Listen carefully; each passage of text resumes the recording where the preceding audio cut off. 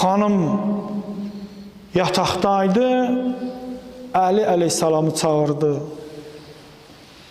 Gəldi Həzrət yaxınına, xanım buyurdu, ya Əli, ağla. Ağa ağlayırdı, ağanın göz yaşlarını sildi, öz mübarək yaralarına çəkdi. Dedi, ya Ali, cəddim Rasullahdan eşitmişəm. Hər kəs məzlumun göz yaşını silib bir ağrıyan yerinə çəksə şifa tapar.